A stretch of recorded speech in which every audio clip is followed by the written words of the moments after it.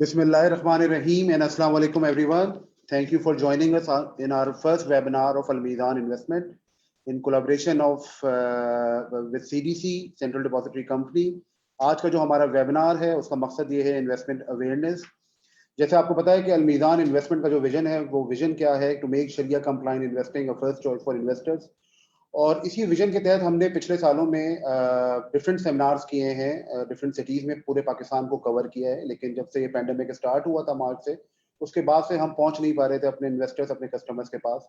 तो हमने ये डिसाइड किया कि हम अपने वेबिनार का जो सिलसिला है वो हम स्टार्ट करें। ये अभी हमारा फर्स्ट वेबिनार है। इंशाल्लाह ताला इन फ्यूचर आप देखेंगे मजीद हमारे वेबिनार डिफरेंट टॉपिक्स के ऊपर जो है हम कर रहे होंगे। आज का जो टॉपिक है हमारा वो है about investment awareness of mutual funds and pension funds. लेकिन आगे जो हमारे प्लान है उसमें हम स्टॉक मार्केट के ऊपर भी बात कर रहे होंगे, फिर टैक्स रिबेट के ऊपर भी हम बात कर रहे होंगे। जो डिफरेंट एडवांटेजेस हैं इन टर्म्स ऑफ इन्वेस्टमेंट्स, उसके ऊपर हम डिफरेंट सेपरेट सेमिनार कर रहे होंगे। इससे पहले हमने in collaboration of Pakistan stock exchange भी हमने सेमिनार किया है, आगे भी हम इसी तरह इसको जो है कंटिन्यू रखेंगे। अच्छा, first before starting I would like to introduce Al Meezan investment. माशाल्लाह अल मीज़ान इन्वेस्टमेंट जो है इस वक्त जो है माशाल्लाह पाकिस्तान की लार्जेस्ट एसेट मैनेजमेंट कंपनी है। और इसमें हमने रिसेंटली एक बहुत बड़ा माइलस्टोन अचीव किया है, जिसमें अराउंड 150 बिलियन को हमने क्रॉस किया है। ये बहुत बड़ा माइलस्टोन था हमारे लिए जो हमने अचीव किया है। नंबर 1 पोजीशन को हमने मेंटेन किया है। अब आगे वेबिनार के पॉइंट ऑफ व्यू से इसमें हमें सीडीसी से जो है शारिक नसीम साहब जो है वो ज्वाइन करेंगे। जो हमारा कंटेंट है पूरा इस प्रोग्राम का, इस वेबिनार का, उसमें मैं थोड़ा बात करूंगा आपसे इन्वेस्टमेंट्स के बारे में, टैक्स रिबेट के बारे में। फिर हम थोड़ी बात करेंगे ओवरऑल सेविंग्स के क्या एडवांटेज है, स्टॉक मार्केट के बारे में भी हम बात करेंगे। और इसके अलावा थोड़ा सा हमने कोशिश की है कि अपने वेबिनार को इंटरेस्टिंग करें, और एक हमने एक सेशन भी रखा है इन टर्म्स ऑफ क्विज। तो क्विज को भी हम आपके साथ शेयर करेंगे, आपका फीडबैक हमें चाहिए होगा। इस क्विज में जो भी एक हमने साथ में लकी ड्रॉ का भी ऐड किया है कि जो भी विनर्स होंगे उसमें हमारा मार्केटिंग डिपार्टमेंट आपको जो है वो गिफ्ट पैक्स भी जो है वो प्रोवाइड करेगा, जो जो लकी विनर्स होंगे। तो हम अपने स्टार्ट करते हैं आज की प्रेजेंटेशन को। मैं आप लोगों के साथ शेयर कर लेता हूं अपनी स्क्रीन और प्रेजेंटेशन।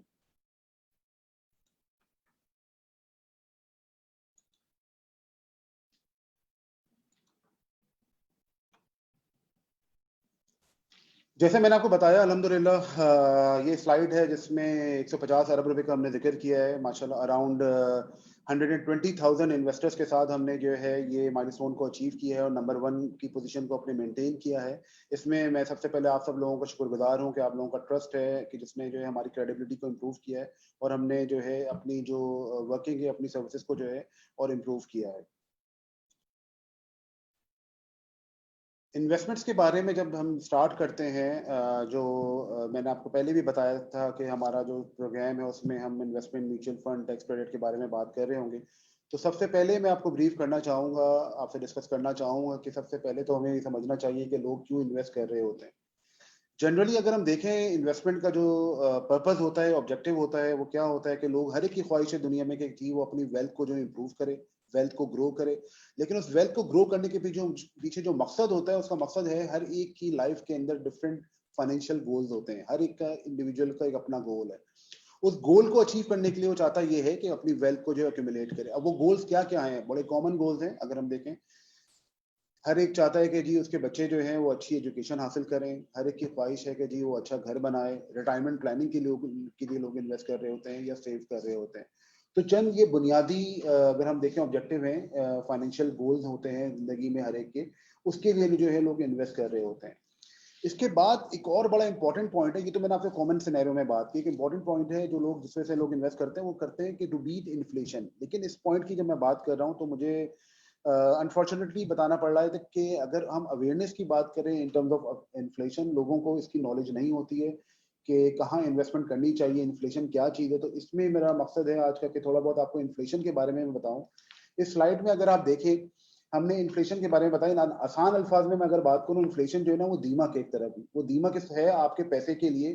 जो आप पैसा सेव कर रहे हैं और उसको अगर आप सही जगह इन्वेस्ट नहीं कर रहे हैं, वो दीमक जो है ना आपके पैसे को खा जाएगी।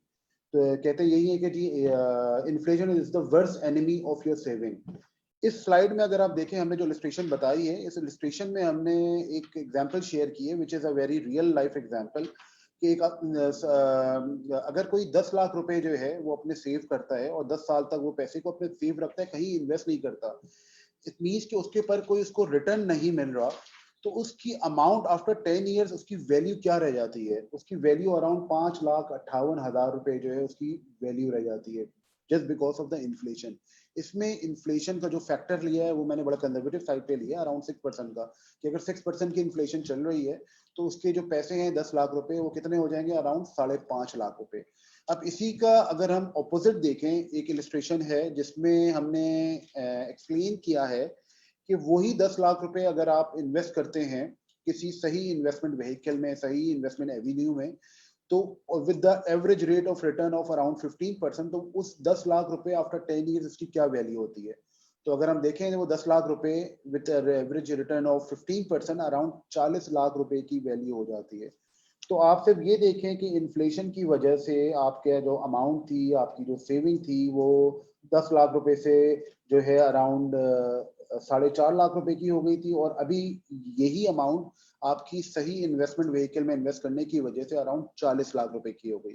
तो ऑब्वियसली मैंने अगर मैं लाइफ की बात करूं, वर्किंग लाइफ में मैंने देखा है लोग बड़ी मेहनत कर रहे होते हैं अपने अर्निंग के लिए, अपनी जॉब के लिए, अपने बिजनेस के लिए, लेकिन जब वो अर्निंग कर रहे होते हैं तो उसके बाद जब उनके पास अगर कोई सरप्लस अमाउंट आता है तो उसके लिए वो उतनी मेहनत नहीं करते कि सरप्लस अमाउंट के लिए वो थोड़ी रिसर्च करें, थोड़ी हार्डवर्क करें और उसको सही जगह पे इन्वेस्ट करें। क्योंकि बात तो यही है कि आपकी जो अर्निंग है, अगर आप उस अर्निंग को सही जगह इन्वेस्ट नहीं करेंगे तो इन दी एंड आप अपनी वैल्यू जो है, आपकी ओवरऑल जो है वो वर्थ जो है, आप जो आपका ऑब्जेक्टिव है कि किसी तरह जो वेल्थ एक्युमुलेशन की जाए, तो वो वेल्थ एक्युमुलेशन का जो आपका ऑब्जेक्टिव है वो आपका जो है वो नहीं आप फुलफिल कर पा रहे होते। तो इधर हमने देखा कि इन्फ्लेशन का जो है किस तरह का इफेक्ट है, जो जनरली यूनिवर्सल फिनोमेना है जो मैं आपसे बात कर रहा हूँ। यूनिवर्सली अगर हम देखें जो फैक्टर्स कंसिडर करने चाहिए in terms of investment, generally अगर मैं एज अ लेमैन बात करूं, लोग जो है अपना जब इन्वेस्ट कर रहे होते हैं तो रिस्क टॉलरेंस जो है वो नहीं देखते कि रिस्क उनकी मिटिगेशन किस तरह करनी है। बहुत सी दफा मैंने देखा है कि कुछ बेचारे रिटायर्ड लोग होते हैं, वो रिटायरमेंट की अपनी अमाउंट को स्टॉक मार्केट में लगा देते हैं। इससे आपको पता है स्टॉक मार्केट वोलेटाइल होती है। अगर हम देखें प्रिंसिपली जो रिटायरमेंट आदमी है या जिसकी वर्क लाइफ कम रह गई है, हम उसको रिकमेंड नहीं करते कि वो स्टॉक मार्केट में लगाए। तो उसको देखना चाहिए कि जी उसका जो रिस्क का जो लेवल है वो किस तरह का है, उस हिसाब से उसको इन्वेस्ट करना चाहिए। फिर रिटर्न रिक्वायरमेंट क्या है उसकी, अगर किसी को मंथली इनकम की रिक्वायरमेंट है और अगर वो भी स्टॉक में या किसी वोलेटाइल स्कीम में इन्वेस्ट कर देगा तो ऑब्वियसली उसको उस तरह का रिटर्न नहीं मिलेगा जिसमें वो हर मंथ अपनी जो इनकम है उसको जनरेट कर सके। फिर जो है जो बड़ा इंपॉर्टेंट फैक्टर है जिसको हमें मद्देनजर रखना चाहिए वो है एज का। हमें एज को जो है हमेशा इस फैक्टर को देखना चाहिए, हम किस एज के अंदर है। मैं आगे कुछ इलस्ट्रेशन भी आप लोगों के साथ शेयर करूंगा, एग्जांपल्स हमने बनाई है जिसमें हमने बताया ये है कि एज पर एज आपको किन इन्वेस्टमेंट एवेन्यूज में इन्वेस्ट करना चाहिए। अगर हम इंटरनेशनली देखें, होता यही है कि अगर आप यंगर एज के हैं, आप 25 की एज में हैं, 30s की एज में, तो आपने जो है लॉन्ग टर्म होराइजन के साथ अपने इन्वेस्टमेंट को जो है स्टॉक मार्केट्स के अंदर करना चाहिए, ताकि आपके इक्विटीज के अंदर आपके रिटर्न जो है बेहतर से बेहतर हो सके। इसी तरह अगर हम 50 प्लस के ऊपर बात करें, उधर हम रिकमेंड करते हैं कि थोड़ा बैलेंस पोर्टफोलियो होना चाहिए। या अगर कोई रिटायरमेंट के करीब है तो उसमें फिर हम फिक्स इनकम या मनी मार्केट फंड जो है जहाँ पे स्टेबल इनकम जो है एक इन्वेस्टर को मिल रही हो, वो हम रिकमेंड कर रहे होते हैं। फिर जैसे मैंने आपको बताया पहले भी, इन्वेस्टमेंट गोल्स आपके क्या हैं। ऑब्वियसली अगर एक आदमी इंसान है वो अपने पैसे को, वो हज के लिए पैसा जमा करना चाह रहा है और हज के लिए पैसा जमा करना चाह रहा है और उस पैसे को अगर वो रिस्की एसेट में रखेगा तो ऑब्वियसली उसके जो है वो रिटर्न्स नहीं मिल सकेंगे, हो सकता है प्रिंसिपल भी उसका रोड हो जाए। तो उस पॉइंट ऑफ व्यू से उसको जो है इन्वेस्ट करना चाहिए फिक्स इनकम या मनी मार्केट साइड पे। टाइम फ्रेम को देखना चाहिए, अवेलेबल फंड्स को देखना चाहिए। आजकल हम देखें जो बड़ा पॉपुलर इन्वेस्टमेंट एवेन्यू है रियल एस्टेट का, हर कोई चाहता है रियल एस्टेट में इन्वेस्ट करे, लेकिन आपको पता है आजकल पाकिस्तान के अंदर जो एक एवरेज टिकट साइज है रियल एस्टेट इन्वेस्टमेंट के लिए भी, वो कम से कम करोड़ 2 करोड़ रुपए का आपको चाहिए था, जब जाके आप कहीं सही जगह पे प्लॉट या आप अपार्टमेंट ले सकते हैं। तो आपको जो है ये भी देखना है कि आपके फंड जो हैं वो कौन से अवेलेबल हैं और कितनी अमाउंट है, उस हिसाब से आप जो है इन्वेस्ट कर सकें। अप्रोप्रिएट सेविंग इन्वेस्टमेंट व्हीकल में मैंने आपसे पहले बात की। फिर प्रोफेशनल एडवाइस, ऑब्वियसली हर एक की एक एक्सपर्टीज है। हमारी एक्सपर्टीज क्या है, हम इन्वेस्टमेंट एडवाइस करते हैं, हमारी एक्सपर्टीज है हम रिसर्च करते हैं, हमें पता है कौन से इन्वेस्टमेंट एवेन्यूज में करना है। हमारे fund manager, experts fund manager बैठे होते हैं, क्वालिफाइड फंड मैनेजर होते हैं जो एडवाइस कर रहे होते हैं आपको, और आपके पैसे को म्यूचुअल फंड्स के थ्रू सही जगह पे इन्वेस्ट कर रहे होते हैं। ऑब्वियसली अगर आप देखें एज अ ट्रेडर, मैं अगर एक राइस का ट्रेडर हूँ और मैं जो हूँ इन्वेस्ट करना चाह रहा हूँ, तो मेरी एक्सपर्टीज नहीं होगी जो मेरी राइस के बिजनेस के अंदर होगी। इसी तरह जो है, अगर मैं अपनी बात करूं, मेरी एक्सपर्टीज अगर इन्वेस्टमेंट के अंदर है और मैं राइस के बिजनेस करना चाहूँ तो मैं नहीं कर सकता, बिकॉज मेरी एक्सपर्टीज नहीं है। तो इसमें आपने देखना ये है कि आपको जो है एक प्रोफेशनल फंड मैनेजर को जो है आप सेलेक्ट करें, जो आपको प्रोफेशनली एडवाइस कर सके, आपकी सूटेबिलिटी के हिसाब से आपको जो है इन्वेस्टमेंट जो भी आपको रिकमेंड कर रहा हो, वो सूटेबिलिटी, आपकी जो रिस्क टॉलरेंस है, आपकी एज है, आपका इन्वेस्टमेंट गोल है, इसके हिसाब से आपको जो है वो एडवाइस कर रहा हो। जनरली अगर हम देखें इन्वेस्टमेंट एवेन्यूज कौन कौन से होते हैं इस वक्त, अगर हम पाकिस्तान की मैं बात करता हूँ, कमोडिटीज में अगर हम देखें, गोल्ड का जो है एक एवेन्यू जनरली बड़ा पॉपुलर रहा है। लास्ट अगर मैं 2 इयर्स की बात करूं तो गोल्ड ने बड़े अच्छे रिटर्न्स प्रोवाइड किए हैं। लाइक हमारा जो पाकिस्तान का पहला इस्लामिक मीज़ान गोल्ड फंड है, हमने जो लास्ट ईयर रिटर्न प्रोवाइड किया है अराउंड 24% का रिटर्न प्रोवाइड किया है। उससे पहले हमने 30% रिटर्न प्रोवाइड किया है। तो एक तो इन्वेस्टमेंट एवेन्यू जो है वो गोल्ड का भी रहा है। इसके अलावा अगर हम देखें जो इक्विटीज, जो जैसे मैंने स्टॉक की, मैंने आपसे बात की, स्टॉक मार्केट लास्ट अगर हम देखें 2.5 ईयर्स में तो रिटर्न्स इतने अच्छे नहीं, लेकिन माशाल्लाह रहा हूँ मैं लास्ट 6 मंथ्स की बात करूँ तो मार्केट में दोबारा जो है वो इंक्रीज होना स्टार्ट किया है, राइज आया है मार्केट के अंदर। माशाल्लाह कुछ फंडामेंटल्स इंप्रूव हुए हैं। तो एक ये बड़ा पॉपुलर इन्वेस्टमेंट एवेन्यू है हमारा स्टॉक का। फिर हम फॉरेक्स की बात करें, डॉलर्स के अंदर लोग इन्वेस्ट कर रहे होते हैं। रियल एस्टेट की मैंने आपसे बात की, लेकिन रियल एस्टेट की अगर हम बात करें तो जनरली रियल एस्टेट में जो है वो आपको इतना ज़्यादा रेगुलेटेड नहीं है वो रियल एस्टेट का जो सेक्टर है, तो उसमें लेकिन ऑब्वियसली रिटर्न्स उसके अंदर भी मौजूद हैं। म्यूचुअल फंड्स, जिसको मैं रिप्रेजेंट कर रहा हूँ अलमीदान इन्वेस्टमेंट के प्लेटफॉर्म से, म्यूचुअल फंड जो हैं वो एक बहुत बड़ा इन्वेस्टमेंट एवेन्यू है और सब बहुत पॉपुलर इन्वेस्टमेंट एवेन्यू है। अगर मैं इंडस्ट्री की बात करूँ म्यूचुअल फंड की, अराउंड 750 अरब रुपए की सब इंडस्ट्री हो चुकी है माशाल्लाह। और इसमें फिर जो इसके बेनिफिट्स हैं वो फिर मैं आगे आपको जो एक्सप्लेन कर रहा हूँ। गवर्नमेंट सिक्योरिटीज और बैंक से आपको पता है, बैंक में हर कोई इन्वेस्ट कर रहा होता है, या डिफेंस सर्टिफिकेट्स के अंदर जो है लोग इन्वेस्ट कर रहे होते हैं। अब वाई म्यूचुअल फंड, सबसे पहले जिसके लिए मैं यहाँ पे आपको लोगों के साथ आप लोगों के साथ मैं हूँ कि म्यूचुअल फंड्स के बारे में मैं आपको थोड़ा बताऊं कि वाई म्यूचुअल फंड। ऑब्वियसली जो सबसे बड़ा जो एक एडवांटेज है म्यूचुअल फंड्स का, कि म्यूचुअल फंड की जो इंडस्ट्री है वो सबसे ज़्यादा रेगुलेटेड इंडस्ट्री है। इसमें जब इंसान इन्वेस्ट कर रहा होता है तो एक तो हम मंथली फंड मैनेजर रिपोर्ट दे रहे होते हैं, उसको जो है स्टेटमेंट मिल रही होती है ऑनलाइन जब चाहे वो। अब डिफरेंट ऐप्स हैं म्यूचुअल फंड्स की, चल मीदान इन्वेस्टमेंट की भी की ऐप है, तो उसके थ्रू आप डेली अपनी जो है पोर्टफोलियो को देख सकते हैं, आप रिडेम्पशन कन्वर्जन के अंदर कर सकते हैं। दूसरा इंपॉर्टेंट पॉइंट जो है वो डाइवर्सिफिकेशन का है। म्यूचुअल फंड जो आपको एडवांटेज दे रहा होता है वो डाइवर्सिफिकेशन का दे रहा होता है।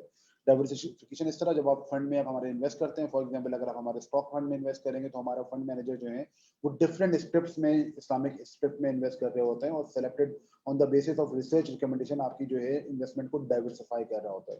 एक और जो म्यूचुअल फंड की बड़ी मेजर ब्यूटी है वो लिक्विडिटी की भी है। आपको पता है कि जनरली जब आप बैंक्स के पास जाते हैं तो आपसे बैंक के पास अगर आप 1 करोड़ रुपए लेके जाते हैं और आप कहते हैं मुझे 1 साल के लिए इन्वेस्ट करना है, तो वो आपको डिफरेंट रिटर्न बताएगा। अगर आप कहेंगे मुझे 5 साल के लिए इन्वेस्ट करना है तो वो डिफरेंट रिटर्न बताएगा।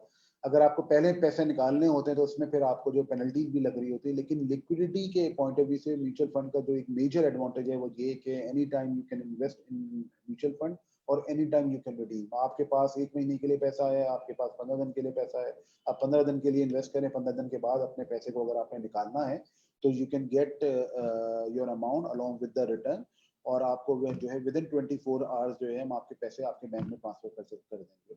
इकोनॉमीज ऑफ स्केल का एक बहुत बड़ा एडवांटेज है।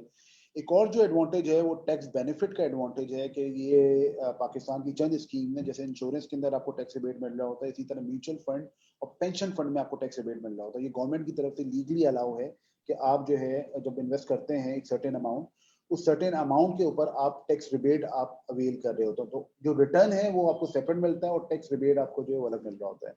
ट्रांसपेरेंसी और मैंने रेगुलेशन की मैंने ऑलरेडी बात कर ली है। Mutual fund regulated by securities and SECP, security exchange commission of Pakistan. Professional fund manager मैंने उनकी बात कर दी। हमारे पास जो फंड मैनेजर हैं जो हमारे पास रिसर्च की थी है माशाल्लाह, उसमें CFAs हैं, उन्होंने इन्वेस्टमेंट क्वालिफिकेशन ली हुई है और उस बेसिस के ऊपर जो है वो इन्वेस्टमेंट्स जो है वो रिकमेंड कर रहे होते हैं। फिर एक सवाल है कि जी जनरली अगर हम देखें जब हम मार्केट में होते हैं इन्वेस्टर्स के साथ, कस्टमर्स के साथ, तो वो समझते हैं कि जी बड़ा कॉम्प्लिकेटेड है इन्वेस्ट करना म्यूचुअल फंड के अंदर। But I can say easily कि it is the very easiest way of investment. आप अपनी इन्वेस्टमेंट को, जिस तरह मैंने आपको बताया कि हमारे इन्वेस्टमेंट एडवाइजर्स के साथ आप कनेक्ट हों, हमारी डिफरेंट ब्रांचेस हैं मीज़ान इन्वेस्टमेंट की, अराउंड 27 ब्रांचेस हैं नेशन वाइड, या मीज़ान बैंक का जो नेटवर्क है हमारा 700 ब्रांचेस का प्लस का, वहाँ पे आप जो है कनेक्ट कर सकते हैं। वहाँ पे आप कांटेक्ट करके जो है आपने जो भी इन्वेस्टमेंट एडवाइजर है वो आपको एडवाइस करेगा कि पहले तो आपको बताएगा कि आपकी इन्वेस्टमेंट नीड्स हैं क्या, आप उसके बाद अपनी इन्वेस्टमेंट नीड्स को डिस्कस करें, उसके बाद आप सेलेक्ट करें अपने रिस्क एपेटाइट के हिसाब से सही म्यूचुअल फंड। प्लस आपके पास एक और एडवांटेज ये होता है कि अगर जो है आपके पास अमाउंट है और आप एक पैसा अपना इन्वेस्ट करना चाह रहे हैं फॉर अ लॉन्ग टर्म, तो आप स्टॉक मार्केट का एक्सपोजर ले सकते हैं। अगर आप कुछ पैसा आप इन्वेस्ट करना चाह रहे हैं फॉर अ शॉर्ट टर्म, तो आप हमारे मनी मार्केट या फिक्स इनकम साइड भी इन्वेस्ट कर सकते हैं। अगर आपने फॉर एग्जांपल गोल्ड के पॉइंट ऑफ व्यू से अगर आपने गोल्ड जमा करना है तो आप मीज़ान गोल्ड फंड में भी इन्वेस्ट कर सकते हैं। आप बैलेंस फंड में की अप्रोच अगर आप लेना चाहें या बैलेंस अप्रोच लेना चाहें तो हमारे पास 50% स्टॉक है, 50% फिक्स इनकम के साथ मीज़ान बैलेंस फंड भी है। तो as per your risk appetite and as per your mutual fund requirement या as per your investment objective, आप डिफरेंट आईडी जो मिक्स है वो आप बना सकते हैं अलॉन्ग विद म्यूचुअल फंड। एक और जो बहुत बड़ी जो हमें प्रिविलेज हासिल है अलमीदान इन्वेस्टमेंट को, माशाल्लाह, Al Meezan investment is the only full fledged शरिया compliant asset management company of Pakistan. By philosophy हमारी जो भी प्रोडक्ट होती है वो इस्लामिक इन्वेस्टमेंट्स के तहत ही होती है। हमने जो शरिया गाइडलाइंस मिलती हैं, जो हमें शरिया एडवाइजर बताते हैं, उसी हिसाब से जो इन्वेस्ट कर रहे होते हैं। हमारा शरिया ऑडिट भी होता है माशाल्लाह। मैं अगर बात करूं तो हमारे पास जो इंटरनेशनली अक्लेम्ड शरिया स्कॉलर्स हैं वो हमारे बोर्ड पे हैं। मुफ्ती तकी उस्मानी साहब जो है वो चेयर कर रहे होते हैं, डॉक्टर इमरान अशरफ उस्मानी साहब भी जो है एडवाइस कर रहे होते हैं। तो ये हमारा तो ओवरऑल शरिया स्कॉलर्स का हमारा बोर्ड है जो जिनकी रिकमेंडेशन के ऊपर भी हम इन्वेस्ट कर रहे होते हैं। क्योंकि हम पाकिस्तान की अगर बात करें, आपको पता है पाकिस्तान की 98% पॉपुलेशन जो है वो इस्लामिक वो मुस्लिम है, और हर एक की ख्वाहिश है कि जी उस हलाल रिटर्न जो है उसको मिले। हम अगर ग्रोथ की भी बात करें इस्लामिक बैंकिंग और फाइनेंस की, इस्लामिक इन्वेस्टमेंट की, अराउंड मोर देन 30% की ग्रोथ है इस वक्त पाकिस्तान के अंदर। तो हर एक की ख्वाहिश यही है कि जो अपने वो पैसे को सही जगह लगाए और हलाल इनकम को जो है वो ले। तो इसी तरह हम जो है हम जो जैसे मैंने आपको बताया शुरू में कि हमारा जो विजन है वो भी विजन भी यही है to make Shariah compliant investing और फर्स्ट चॉइस फॉर इन्वेस्टर। उसी के तहत हम एडवाइस भी कर रहे होते हैं, और हमारी दिली ख्वाहिश यही है कि हम ज़्यादा से ज़्यादा लोगों को जो है इस्लामिक इन्वेस्टमेंट की तरफ जो है वो टर्न कर सकें और वो कन्वेंशन से निकल के इस्लामिक इन्वेस्टमेंट्स की तरफ आएँ। इसमें अगर मैं आपसे बात करूँ जनरली इस्लामिक म्यूचुअल फंड्स में जो एवेन्यूज की अगर हम बात करें, जैसे हम शरिया कंप्लायंट स्टॉक्स में इन्वेस्ट कर रहे थे, हमारा जो फंड मैनेजर है वो है ही can't invest in conventional bank, tobacco या जनरल इंश्योरेंस कंपनीज के अंदर भी वो इन्वेस्ट नहीं कर सकता। जो शरिया गाइडलाइंस हमें मिली है शरिया स्कॉलर्स के तहत, वो हम जो है उसी तरह जो है स्टेप्स को हम सेलेक्ट करके इन्वेस्ट कर रहे होते हैं। सुकूक में हम इन्वेस्ट कर रहे होते हैं, इस्लामिक बैंक में प्लेसमेंट होती है हमारी, मुशारका मुदारबा ट्रांजेक्शन है। फिर इसके अलावा अगर कोई शरिया हम बोर्ड हमें कोई स्ट्रक्चर अलाउ कर रहा होता है तो on the basis of approval हम उसमें भी इन्वेस्ट कर रहे होते हैं। एक और जो बड़ा इंपॉर्टेंट पॉइंट है जो मैं आप लोगों के साथ डिस्कस करना चाहूँगा वो है सिप का, जिसको कहते हैं हम सिस्टमैटिक इन्वेस्टमेंट प्लान। अब आगे जो मेरी प्रेजेंटेशन है या आगे जो मेरी ब्रीफिंग है वो ज़्यादातर बेस कर रही होगी इलस्ट्रेशन के पॉइंट ऑफ व्यू से। तो इलस्ट्रेशंस में अगर हम देखें सिस्टमैटिक इन्वेस्टमेंट प्लान है क्या, it is a method of investing a fixed sum at a regular interval in a mutual fund. It is very similar to monthly saving scheme like a recurring monthly deposit. Systematic investment plan जो है इसमें आप monthly अपने जो है पैसे को invest कर सकते हैं। इस वक्त जो हम अलाउ कर रहे हैं इसमें, इस वक्त आप मीज़ान बैंक के अगर आप कस्टमर हैं तो आप अपने सिप की जो फैसिलिटी आप वो ले सकते हैं, और हर मंथ अगर आपकी कोई सैलरी आ रही है या हर मंथ अगर आप इन्वेस्ट करना चाहें तो बाय डिफॉल्ट आपके अकाउंट से जो है वो अमाउंट जो है वो डिडक्ट होकर हमारे म्यूचुअल फंड में इन्वेस्ट हो जाएगी। अब इसका फायदा क्या है, advantages of systematic investment planning. तो सबसे पहले तो ये आपको रेगुलर इन्वेस्टमेंट जो है बाय डिफॉल्ट आपकी मंथली हो रही होती है। Convenient way obviously by default जब मैं कह रहा हूँ तो ऑटोमेटिकली जो है आपके बैंक अकाउंट से ट्रांसफर होकर जो है म्यूचुअल फंड में इन्वेस्ट हो रही होती है। Lower initial investment without cutting into regular expenses. इसमें आप चाहे 1,000 रुपए की इन्वेस्टमेंट कर सकते हैं, इसमें चाहे 5,000 रुपए की कर सकते हैं। एज पर योर पॉकेट आप अपनी इन्वेस्टमेंट को जो है कंटिन्यू कर सकते हैं थ्रू से। इंटरनेशनली अगर आप देखें डेवलप मार्केट्स की अगर हम बात करें तो वहाँ जो सबसे ज्यादा जो पॉपुलर एवेन्यू है इन्वेस्टमेंट का वो है ही सिप के थ्रू, सिस्टमैटिक इन्वेस्टमेंट प्लान्स के थ्रू जो है वो इन्वेस्ट कर रहे होते हैं। हर एक अपने एचआर वाले को या अपने बैंक को जो है इंटीमेट कर देता है कि जी मेरे जो है पैसे हर मंथ इतनी अमाउंट जो है मेरी ट्रांसफर हो जाए करें म्यूचुअल फंड में। इसी तरह वो कंटिन्यूस बेसिस पे जो है उनकी इन्वेस्टमेंट जो है हो रही होती है। प्लस आपको लॉन्ग टर्म पर्सपेक्टिव मिलता है because of SIP. Rupee cost averaging benefit आपको मिलता है। आपको पता है कि जी टाइमिंग जो है दुनिया का कोई भी फंड मैनेजर मैच नहीं कर सकता, स्पेशली स्टॉक मार्केट के अंदर। लॉन्ग टर्म में अगर आप इन्वेस्ट कर रहे हैं स्टॉक मार्केट के अंदर, तो this is the best way कि आप इन्वेस्ट करें थ्रू सिप। उसमें आपको कभी हाई मिलेगा मार्केट का, कभी लो मिलेगा, लेकिन आफ्टर 5 ईयर्स 10 ईयर्स अगर आप देखेंगे अपनी इन्वेस्टमेंट को, तो जो आपकी एवरेज वैल्यू ऑफ इन्वेस्टमेंट है वो बहुत कम होगी, लेकिन उसका अगर आप प्रॉफिट देखेंगे तो बहुत ज्यादा होगा। Plus meet investment objective with investment needs have to match the risk return profile। मैंने इस पे ऑलरेडी बात कर दी है। अब now I wanted to share with you one example also। ये बड़ी मैंने बेसिक एग्जांपल आपके साथ शेयर की है, कर रहा हूँ कि पावर ऑफ कंपाउंडिंग है क्या एग्जैक्टली, जो आपको सिस्टमैटिक इन्वेस्टमेंट प्लान है वो किस तरह आपको जो है वो एडवांटेज प्रोवाइड कर रहा होता है। तो इस एग्जाम्पल में अगर हम देखें, मैंने एक एग्जाम्पल ली है आपके साथ जो मैं डिस्कस कर रहा हूँ। 1000 रुपीज अगर एक आदमी, अगर हम फर्स्ट वाली रो को अगर हम देख लें, तो जो 25 साल की अगर उसकी एज है और वो एट द एज ऑफ 60 अगर वो सिर्फ 1000 रुपीज मंथली इन्वेस्ट कर रहा है, तो उसकी जो टोटल अमाउंट है जो उसने सेव किया अराउंड 4,20,000 रुपए उसने जो सेव किए हैं, लेकिन जो उसमें उसकी जो value at the age of 60 वो कितनी हो जाती है, वो 23 लाख रुपए की, मोर देन 23 लाख रुपए की इसमें अमाउंट हो जाती है। सेविंग कितनी है, 4,20,000 रुपए की। इसमें जो मैंने एवरेज रिटर्न लिया है वो बड़ा कंजर्वेटिव साइड पे लिया है, 8% का मैंने जो है अराउंड मैंने जो इसमें रिटर्न लिया है।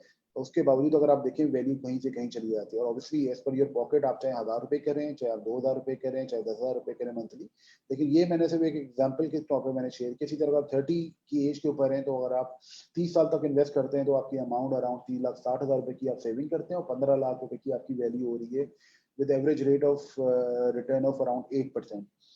अगर हम देखें 35 की एज पे एक आदमी स्टार्ट करता है, तो अराउंड 3 लाख रुपए की उसकी सेविंग हो रही है और जो वैल्यू उसकी है अराउंड 9.5 मिलियन की, सॉरी 9,57,000 रुपए की। 40 साल की में जो एज स्टार्ट करता है तो उसकी जो अमाउंट है वो अराउंड 2,40,000 रुपए वो सेव करता है और जो उसकी अमाउंट वैल्यू होती है वो अराउंड 5,92,000 रुपए की वैल्यू होती है। तो एक चीज अगर हम देखें इसके अंदर कि जितनी ज्यादा एज है, जितने ज्यादा साल है, उतना ज्यादा फायदा है। तो जितनी यंगर एज के अंदर जो है आप इन्वेस्टमेंट स्टार्ट करेंगे उतना ज्यादा आपको फायदा होगा। जितनी लेटर एज में आप इन्वेस्टमेंट स्टार्ट करेंगे तो ऑब्वियसली उसमें आपकी जो वैल्यू, जो कंपाउंडिंग इफेक्ट है वो बहुत लो होगा। पर्सनली बाय हार्ट मुझसे पूछे कि आज से शायद जब मैंने अपनी जॉब स्टार्ट की थी आफ्टर ग्रेजुएशन, तो शायद मुझे उस वक्त इतनी नॉलेज होती तो मैं 100% जो है अपनी सैलरी का एक पोर्शन जो है मैं इन्वेस्ट कर रहा होता सिप के अंदर। लेकिन मेरा अब आप लोगों को यही एडवाइस है, सिंसियर एडवाइस है, this is the best way. जितनी स्पेशली जो हमारे मिलीनियल्स हैं, यंगर जनरेशन है पाकिस्तान में, अगर हम देखें फिलोसफी यही है, लोग लॉन्ग टर्म के ऊपर सोचते नहीं है, लॉन्ग टर्म के ऊपर देखते नहीं है। लॉन्ग टर्म के हिसाब से देखें, this is the best investment Avenue. Saving को हमें प्रमोट करना चाहिए। जनरली मैं अगर आपसे बात करूं पाकिस्तान की मार्केट की, जो सेविंग रेट है पाकिस्तान का बहुत लो है, अराउंड 6 to 8% का सेविंग रेट है। यही हम अगर हम रेलेवेंट मार्केट्स की बात करें, उनका सेविंग रेट, मैं इंडिया की बात करूं तो अराउंड 16-17% का, बल्कि 20% प्लस का सेविंग रेट है। इसी तरह बाकी जो डेवलप्ड मार्केट्स हैं उनका भी रेट्स काफी ज्यादा है। तो हमें अपने जो घर वाले हैं, बच्चे हैं, दोस्त हैं, बाप हैं, उन सबको जो है बताना चाहिए कि जी जो आपको जो सेविंग का जो है आपको कितने एडवांटेजेस हैं, स्पेशली अगर आप म्यूचुअल फंड के साथ अगर आप इन्वेस्ट कर रहे हो तो आपको एक सिस्टमेटिक वे ऑफ इन्वेस्टमेंट जो है वो आपको प्रोवाइड कर रहा होता है। अच्छा, इसमें मैंने आपसे बात की अराउंड की। मैं एक एग्जांपल आपसे और शेयर करना चाहूंगा कि एक आदमी की अगर 30 साल एज है और वो जो है अगर 1000 रुपए जो है वो इन्वेस्ट कर रहा है और अगर with average rate of return of 15%, because मैं अगर स्टॉक मार्केट में इन्वेस्ट कर रहा हूं तो मैं कंजर्वेटिवली कह सकता हूं कि 20-30 साल के अंदर एवरेज रेट ऑफ रिटर्न जो मिनिमम भी जो है स्टॉक का वो 15% का होता है। तो उसकी जो सेविंग है वो तो 3,60,000 रुपए ही होती है, लेकिन विद रिटर्न ऑफ 15% उसका जो वैल्यू है वो अराउंड 6.9 मिलियन की जो है वो इन्वेस्टमेंट होती है। सो ये एक बहुत बड़ा एडवांटेज है। हमेशा मैं अपने इन्वेस्टर्स को यही रिकमेंड कर रहा हूँ, तो जब भी आप अपना इन्वेस्टमेंट ऑब्जेक्टिव डिसाइड करें तो जब लॉन्ग टर्म के लिए आप कर रहे हैं तो हमेशा स्टॉक मार्केट को जो है वो प्रेफर करें, ताकि आपकी जो वैल्यू है वो मजीद जो है वो इंक्रीज हो सके। अच्छा, एक और जो बड़ी इंटरेस्टिंग स्लाइड है हमारी, हिस्टोरिकली अगर हम देखें स्टॉक मार्केट से लोग घबराते भी बहुत हैं। अगर हम देखें कि लोगों को डर होता है कि ये मेरा प्रिंसिपल इरोड हो जाएगा स्टॉक मार्केट में, तो पैसे डूब जाते हैं। तो इसमें एक हमने कोशिश की है कि जितने भी पाकिस्तान में पॉपुलर इन्वेस्टमेंट एवेन्यूज हैं उसके हिसाब से हम आपको बताएं कि जो रिटर्न्स रहे हैं उन रिटर्न्स के पॉइंट ऑफ व्यू से स्टॉक मार्केट के क्या रहे हैं। अगर हम बैंक डिपॉजिट की बात करें अराउंड 5% के रहे हैं, 6 मंथ्स टी की हम मैं बात करूँ 9% के जो है 19 ईयर्स में रिटर्न रहे। इन्फ्लेशन इस पूरे 19 साल में अराउंड 8% का रहा है। 10 ईयर गवर्नमेंट बॉन्ड्स की अगर मैं बात करूं अराउंड 11% का, डिफेंस सेविंग सर्टिफिकेट जो बड़ा पॉपुलर एवेन्यू है स्पेशली फॉर रिटायर्ड पीपल, उनका 10% का रहा है। गोल्ड ने बड़ा अच्छा परफॉर्म किया, जैसे मैंने आपको बताया, हमने भी जो रिटर्न दिया था अराउंड 24% 30% का 19 और 20 में दिया था। तो इसी तरह गोल्ड में अगर हम देखें, गोल्ड का जो रिटर्न है वो थोड़ा बेहतर रहा है, अराउंड 16% का। जो KSE 100 इंडेक्स है उसका रिटर्न 18% का रहा है। और जो मीजान इस्लामिक फंड है, which is the largest fund of which is the largest stock Sharia compliant stock market fund in Pakistan, उसका रिटर्न जो अराउंड 18% का रहा है। तो इसमें अगर आप देखें डिफरेंट ईयर्स रहे, जिसमें बड़े अच्छे रिटर्न भी रहे, कहीं पे नेगेटिव भी रहे। 2018 की मैं बात करूं -17% रिटर्न था, -24% रिटर्न 19 में था। लेकिन अगर हम उससे पहले रिटर्न देखें तो उसमें 17%, 22% और 29% के रिटर्न। लेकिन FY13 की मैं अगर बात करूं 51% रिटर्न रहा है। तो टोटल CAGR जो रिटर्न रहा है मीजान इस्लामिक फंड का वो 18% का रहा है। तो ओवरऑल अगर हम देखें इसमें हमें पता क्या चल रहा है स्लाइड से, कि जो मीजान इस्लामिक फंड है या स्टॉक मार्केट फंड जो है वो ज्यादा बेहतर इन्वेस्टमेंट एवेन्यू है, specially for long term, because इसमें हमने 19 साल की बात की है।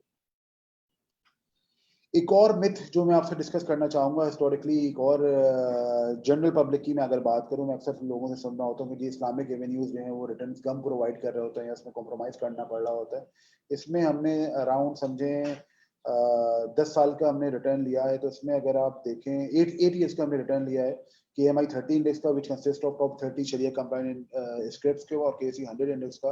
तो ओवरऑल अगर आप देखें कम्युलेटिव रिटर्न जो है KMI 30 का 163% का रहा है, 175% का जो रिटर्न है वो KSE 100 का रहा है। और एनुअलाइज बेसिस पे 11% रिटर्न दिया है KMI 30 ने, और KSE 100 इंडेक्स ने अराउंड 12% का। तो इसमें ऐसा नहीं है कि आपको कॉम्प्रोमाइज करना पड़ रहा होता है, आपको कॉम्पिटिटिव रिटर्न मिल रहे होते हैं। बल्कि इनफैक्ट कुछ अगर सालों में अगर आप देखें FY13 में 54% का रिटर्न जो KMI 30 ने दिया, तो KSE 100 ने अराउंड 52% का रिटर्न दिया था।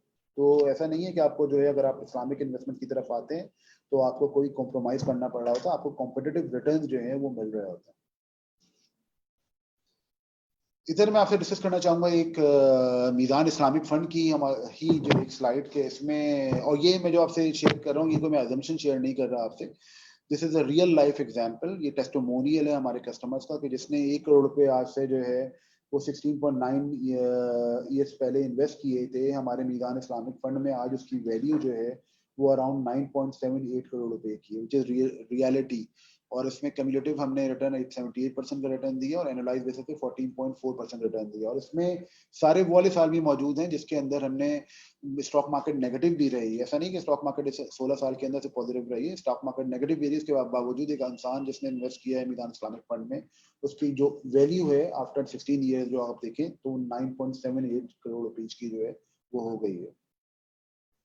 Still my recommendation is it is never too late to invest। आप आज अगर आपको समझ में आ गया तो आज से आप इन्वेस्टमेंट स्टार्ट करें। आप हमारे जो ब्रांचेस हैं उसको विजिट करें मीजान की, हमारी वेबसाइट को विजिट करें almizangroup.com, हमारे फेसबुक का पेज है उसमें जाएं, हमारी ऐप है उससे कनेक्ट हो। इसमें हमारे जो इन्वेस्टमेंट एडवाइजर हैं वो फ्री ऑफ कॉस्ट आके आपको एडवाइस कर रहे होंगे आपकी इन्वेस्टमेंट के पॉइंट ऑफ व्यू से कि कहाँ पे आप जो है इन्वेस्ट करें। एक और जो बड़ी अच्छी प्रोडक्ट है जो जनरली लोगों को मालूम नहीं है, अगर हम देखें सेविंग प्लान्स के पॉइंट ऑफ व्यू से, मैं इधर आप लोगों से डिस्कस करना चाहूंगा कि सेविंग प्लान भी इस वक्त म्यूचुअल फंड जो है वो ऑफर कर रहे हैं। इसमें अलमीजान इन्वेस्टमेंट्स की अगर मैं बात करूं तो हमारा होम बिल्डर प्लान है, हज सेविंग प्लान है, एजुकेशन सेविंग प्लान है, वेडिंग सेविंग प्लान। और ये एग्जैक्टली वही सेविंग प्लान हमने बनाए हैं जो मैंने आपसे पहले शुरू में बात की थी कि लोगों के इन्वेस्ट क्यों कर रहे हो, तो लोग इन्हीं पर्पस की वजह से इन्वेस्ट कर रहे हैं। तो इसके लिए एक हमने सेविंग प्लान बनाए हैं। जनरली देखा गया है कि पहले जैसे बैंक्स या इंश्योरेंस कंपनीज इस तरह के सेविंग प्लान ऑफर कर रही होती थी, लेकिन हमने जो है अलमीजान इन्वेस्टमेंट जो है वो भी प्रोवाइड कर रहा है saving plan along with the added advantage of तकाफुल फीचर। यानी आपको जो आपके सेविंग प्लान हैं उस पर रिटर्न तो मिल ही रहा है, लेकिन उसके साथ साथ आपको इसमें तकाफुल का जो एडवांटेज है वो भी मिल रहा है।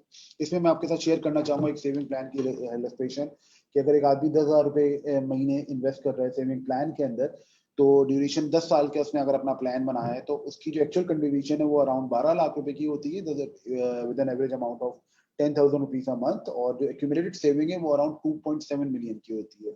इसमें मैंने रिटर्न जो है अराउंड 15% का मैंने अज्यूम किया है। अब इसमें आप ये देखें सेविंग प्लान की ब्यूटी क्या है। एक तो ये कि आप थोड़ा थोड़ा इन्वेस्ट कर रहे हैं, उसके हिसाब से आपकी जो सेविंग है वो तो 12 लाख रुपए की, लेकिन वैल्यू आपकी 27 लाख रुपए की हो रही है। इसके साथ साथ खुदा ना खास्ता अगर किसी की डेथ हो जाती है before the maturity of plan, तो उसको जो है तकाफुल जो है वो मिल रहा होता है। फॉर एग्जांपल उसकी अगर 12 लाख रुपए की तकाफुल कवरेज है और उसमें सिर्फ सेविंग उसकी 3 लाख रुपए की हुई है और वो 2 साल बाद या 3 साल बाद खुदा ना खासा किसी की डेथ हो जाती है, तो उसमें हम जो है तकाफुल भी प्रोवाइड, उसको अमाउंट पूरी 12 लाख रुपए की मिलेगी। तो ये एक बहुत बड़ा एडवांटेज है सेविंग प्लान का। एक तो आपका जो है जब मेच्योरिटी के ऊपर आपको एक तो पूरा पैसा मिल रहा होगा, प्लस ये कि खुदा ना खास्ता अगर किसी की डेथ हो जाती है इन केस, तो उसको मेच्योरिटी से पहले उसकी जो है इंश्योरेंस जो है वो भी कवर्ड होती है और उसको तकाफुल जो है के थ्रू इस्लामिक इंश्योरेंस के थ्रू हम जो है वो तकाफुल भी प्रोवाइड। ये एक बहुत बड़ा एडवांटेज है म्यूचुअल फंड का, यानी जिसकी जिस तरह की नीड है उस तरह की जो है हमारे पास माशाल्लाह प्रोडक्ट्स हैं और उसी तरह के हम प्रोडक्ट जो है प्रोवाइड कर रहे हैं।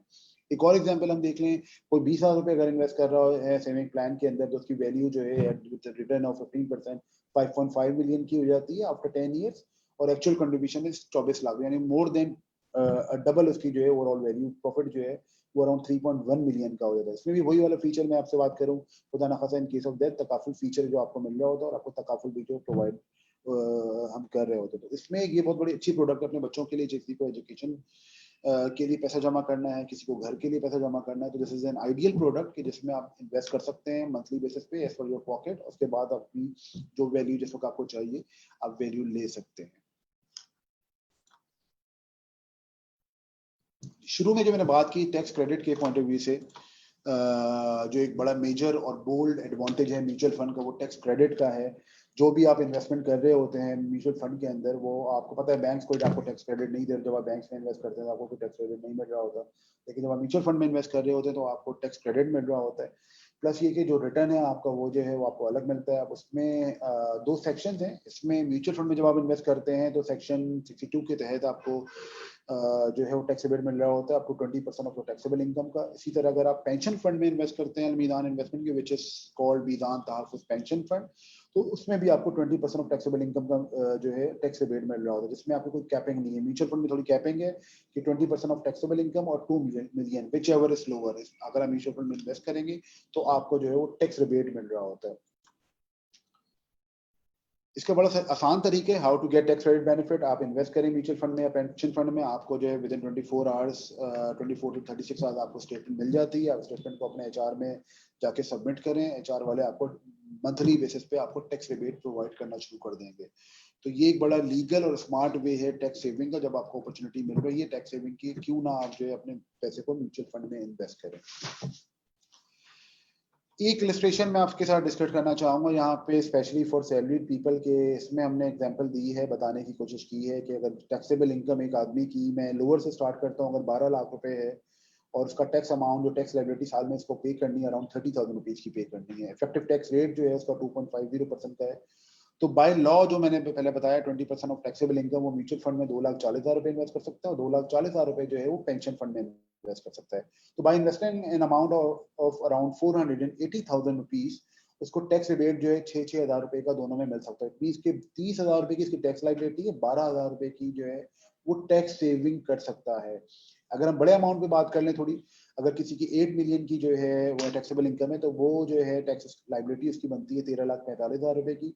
इफेक्टिव टैक्स रेट इसका बनता है 16.81% का। म्यूचुअल फंड में वो 16 लाख रुपए इन्वेस्ट कर सकता है और पेंशन फंड में भी 16 लाख रुपए इन्वेस्ट कर सकता है। तो अगर आप देखें जो टैक्स सेविंग है उसकी 269,000 की म्यूचुअल फंड में होगी, 269 की पेंशन में होगी, तो अराउंड 538,000 की टैक्स सेविंग है। ये it's like you are increasing your take home salary. किसी को साल में 12 सैलरी मिल रही है, तो अगर वो अब इतनी अमाउंट इन्वेस्ट कर रहा है तो उसका मतलब है वो 13 सैलरी जो वो ले रहा होगा। अच्छा, इसमें रिटर्न जो है वो आपका सेपरेट है। इफेक्टिव जो आपका रिटर्न है वो बिल्कुल सेपरेट है। मैं अगर आपसे बात करूँ इफेक्टिव टैक्स रेट की, तो क्योंकि अगर आपको फॉर एग्जांपल 15% का यहाँ पे एडवांटेज है, और अगर आप फिक्स इनकम साइड पे भी अगर आपने जो रिटर्न अगर आप इन्वेस्ट किए है तो आपको 7% का रिटर्न अगर इसमें मिल रहा है 6 से 7% का, तो इफेक्टिव टैक्स रेट इफेक्टिव जो रिटर्न आपको मिल रहा है वो मिल रहा है अराउंड मोर देन 20% का। तो आप देखें पाकिस्तान में कोई और ऐसी स्कीम नहीं है जो इतने सारे एडवांटेजेस आपको प्रोवाइड कर रही हो along with the tax credit.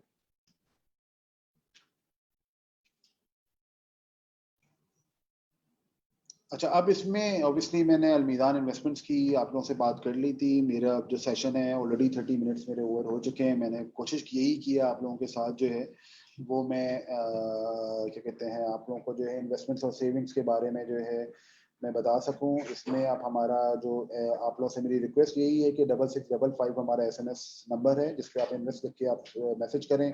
इसमें आप इन्वेस्ट लिख के आप जब मैसेज करेंगे तो आपको जो है हमारे इन्वेस्टमेंट एडवाइजर कॉल करके आपके पास एट योर डोर जो है वो सर्विस प्रोवाइड कर रहे होंगे। जैसे मैंने स्टार्टिंग सेशन में कहा था कि हम आपके साथ जो है अपना एक पोल भी हम आपके साथ जो है वो शेयर कर रहे होंगे। तो इसमें जो है मैं आप लोगों के साथ एक पोल है हमारा, सपोर्ट शेयर करना चाहूँगा कि वो जो है आप मैं लॉन्च कर रहा हूँ अपने क्विज को। एक क्विज जो है इस पे आप अपने सवालात के जवाब दें, इंशाल्लाह ताला इसका रिजल्ट हम जो है अनाउंस करेंगे बाद में। और जो भी विनर्स होंगे इसके लकी ड्रॉ के, उनको हम गिफ्ट पैक भी प्रोवाइड करेंगे। मेरे सेशन के बाद जो है मैं इनवाइट करना चाहूँगा सीडीसी से, और सीडीसी से शारिक नसीम साहब थे और दूसरे मतीउर रब साहब थे, तो वो हमें ज्वाइन करेंगे। अब in terms of protection of investors के पॉइंट ऑफ व्यू से कि इन्वेस्टर्स को किस तरह प्रोटेक्शन मिल रही होती है। उसके बाद सीडीसी के सेशन के बाद हम जो है वो Q&A का सेशन भी रखेंगे। Q&A सेशन में जो है आपको जो भी सवालात हों हम उसके जवाब देंगे। उसके बाद जो है हम अपने सेशन को जो है वो हम जो है एंड कर रहे होंगे। Thank you everyone. तो अब मैं इनवाइट करना चाहूँगा सीडीसी से कि वो आके ज्वाइन करें। जी अस्सलाम वालेकुम एवरीवन। अस्सलाम वालेकुम तहा। तलहा कैसे हैं आप? जी अल्लाह का शुक्र, आप बताइए। जी मेरी आवाज क्लियर है तलहा आपको? जी बिल्कुल क्लियर है। ठीक है, आई एम होपफुल के बाकी लोगों के लिए भी मेरी आवाज बिल्कुल क्लियर होगी। हम जैसे कि तलहा ने आप सबको बताया कि मेरी या सीडीसी की जो आज प्रेजेंटेशन है उसमें हम मेजरली कवर यही कर रहे होंगे कि आप लोग जब कोई इन्वेस्टमेंट डिसीजन लेते हैं, खास तौर पे इक्विटी मार्केट से रिलेटेड जब कोई इन्वेस्टमेंट डिसीजन लेते हैं, तो आपको किन चीजों का ख्याल रखना चाहिए। तो हम एक प्रेजेंटेशन भी आप लोगों के साथ शेयर कर रहे हैं। मैं स्क्रीन शेयरिंग के ऊपर वो प्रेजेंटेशन अभी लगवा देता हूं।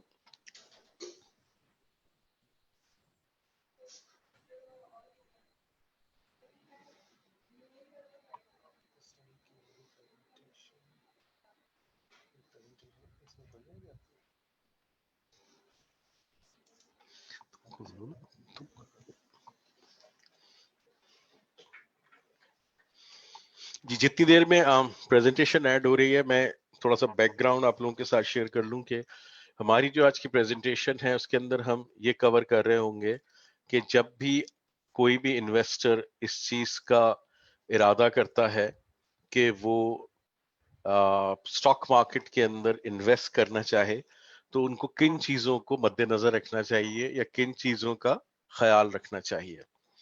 सबसे पहले जो सबसे इम्पोर्टेंट चीज है उसके बारे में मैं अगर थोड़ी सी बात कर लूं, वो ये है कि बहुत सारे लोग हमारे यहाँ ऐसे होते हैं जिनके पास या जिनके वालिदैन के पास या उनके बुजुर्गों के पास कोई ना कोई शेयर्स सर्टिफिकेट्स जो हैं वो मौजूद होते हैं, और वो उन्होंने बहुत पहले 80 की दहाई में या 90 की दहाई में इस तरह की कोई चीज खरीदी हुई होती है, और वो उनके पास कहीं एक संदूक में या कहीं कबर्ड के अंदर बड़ी एहतियात के साथ रखे हुए होते हैं, और वो उसके ऊपर उनको डिविडेंड भी मिल रहा होता है और उनके पास कुछ बोनस शेयर सर्टिफिकेट भी आ रहे होते हैं, जिसका वो जो फाइल है वो मोटी होती जाती है और वो उसको रिटेन किए हुए होते हैं। इसके अंदर मैं मेरी आप सबसे एक गुजारिश ये होगी कि जो भी लोग ऐसे हैं जिनके अपने पास या जिनके बुजुर्गों के पास या जिनके वालिदैन के पास किसी भी किस्म का कोई शेयर सर्टिफिकेट है जो कि फिजिकल हालत के अंदर है, उसको फौरी तौर के ऊपर वो सीडीसी में कन्वर्ट करवा लें। इसकी दो तीन बहुत इंपॉर्टेंट वजूहात हैं जिसकी वजह से मैं ये बात कर रहा हूँ। इसकी सबसे बड़ी वजह कि क्यों आपकी जो शेयर्स हैं उनको इलेक्ट्रॉनिक फॉर्म में होना चाहिए और उनको फिजिकल फॉर्म में नहीं होना उनको फिजिकल फॉर्म में नहीं होना चाहिए, इसकी सबसे बड़ी वजह यह है कि अगर किसी वक्त के ऊपर आप ये फैसला करते हैं कि आप उन शेयर्स को बेचना चाहते हैं और आप स्टॉक मार्केट पे उन शेयर्स को बेचने की गर्ज से जाते हैं, तो स्टॉक मार्केट के ऊपर ट्रेडिंग सिर्फ और सिर्फ बुक एंट्री सिक्योरिटीज ही की अलाउ है। फिजिकल शेयर्स जो हैं वो स्टॉक मार्केट पे उनकी खरीदो फरोख्त की इजाजत नहीं है। तो इस सूरत हाल के अंदर जहां पे आपको ये नजर आता है कि आपको कहीं बहुत ज्यादा पैसों की जरूरत है और आप वो शेयर्स जो है वो बेचना चाहते हैं, और ऐसे सूरत हाल के अंदर अगर आप फौरी तौर पर जाते हैं स्टॉक मार्केट के अंदर और स्टॉक मार्केट में जाके आप उसको बेचने की कोशिश करते हैं, तो वो बेच आप नहीं सकेंगे चूंकि वो फिजिकल फॉर्म में है। तो आपके लिए ये बहुत जरूरी है कि आप उन सिक्योरिटीज को फौरी तौर के ऊपर जो है वो सीडीसी के अंदर कन्वर्ट करा लें। दूसरी एक बहुत अहम वजह जो ये है कि आप फिजिकल सिक्योरिटीज को अपने पास ना रखें, वो ये है कि सिक्योरिटीज के खो जाने का, सिक्योरिटीज के चोरी हो जाने का खतरा रहता है। आपके किसी बुजुर्गों की खुदा ना खास्ता उनके इंतकाल हो जाने की सूरत में, उनके मुल्क से बाहर चले जाने की सूरत में, वो सिक्योरिटीज का फिर जो ट्रांसफर का अमल है वो इंतहाई मुश्किल हो जाता है, फिजिकल सिक्योरिटीज के ट्रांसफर का अमल। इसके मुकाबले में अगर आपने अपनी सिक्योरिटीज को सीडीसी के साथ रखा हुआ है और आपकी बुक एंट्री सिक्योरिटीज हैं, तो जो उनका ट्रांसफर है वो इंतहाई सहल और इंतहाई आसान तरीक़ेकार है कि खुदा न ख्वास्ता किसी की मौत हो जाने की सूरत में भी सीडीसी अकाउंट के अंदर एक नॉमिनी की फील्ड मौजूद होती है, जिसके जरिए फौरी तौर पे शेयर मुंतकिल हो जाते हैं सर्वाइविंग लोगों के नाम के ऊपर। तो अगर आप कागजी सिक्योरिटीज या फिजिकल सिक्योरिटीज को मेंटेन करते हैं, तो उसके चोरी हो जाने या उसके खो जाने या उसके फट जाने की सूरत में आपको एक इंतहाई मुश्किल मराहिल से गुजरना पड़ेगा कि किस तरीके से दोबारा से आप वो सर्टिफिकेट इशू कराएं या उसका ट्रांसफर कराएं इंतकाल की सूरत के अंदर। तो इसके लिए बेहतर है कि आप अपनी सिक्योरिटीज को जो है वो पहले से ही जो है वो बुक एंट्री के अंदर मौजूद रखें। तीसरी एक बहुत बड़ी वजह कि आपके सिक्योरिटीज को क्यों बुक एंट्री में होना चाहिए, उसकी एक वजह ये होती है कि आपकी जो सिक्योरिटीज हैं वो आपका एसेट है। जिस तरह आपका घर आपका एसेट है, जिस तरह आपकी गाड़ी आपका एसेट है, इसी तरह आपके शेयर्स भी जो हैं वो आपका एसेट है। जिस तरह आप अपने घर के ऊपर लोन ले सकते हैं, जिस तरह आप अपनी गाड़ी के ऊपर बैंक से लोन ले सकते हैं, इसी तरीके से आप अपने शेयर्स के ऊपर भी बैंक से लोन ले सकते हैं। लेकिन उसके अंदर भी दोबारा वही शर्त आ जाती है कि अगर आप बैंक से लोन लेना चाहते हैं तो आप फिजिकल सिक्योरिटीज के ऊपर बैंक से लोन नहीं ले सकते। आपकी सिक्योरिटीज को बुक एंट्री के अंदर होना जरूरी है, तभी आप बैंक से इसके ऊपर कोई लोन ले सकेंगे।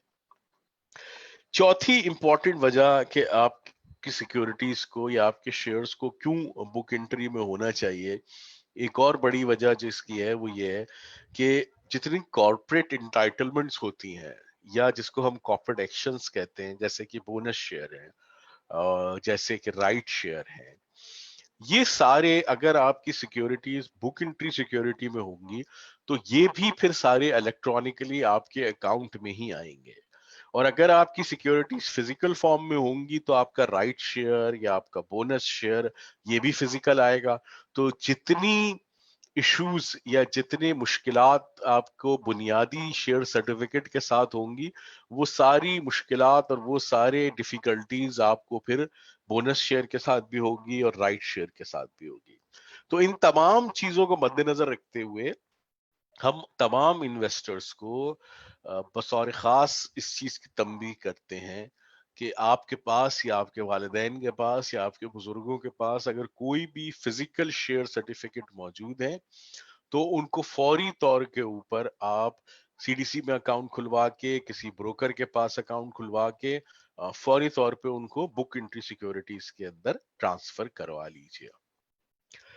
इस मरहले को गुजरने के बाद अब मैं दूसरी स्लाइड के ऊपर आता हूं जिसमें हम ये एरिया कवर कर रहे हैं कि अगर आप स्टॉक मार्केट के अंदर ट्रेड करते हैं तो स्टॉक मार्केट में सरमायाकारी करने के क्या रहनुमा असूल हैं और आपको किन चीजों को मद्देनजर रखते हुए स्टॉक मार्केट के अंदर अगर आप ट्रेड करेंगे तो इंशाल्लाह आप बहुत आसानी से भी ट्रेड कर सकेंगे और आपके जो एसेट्स हैं वो बहुत महफूज भी रहेंगे।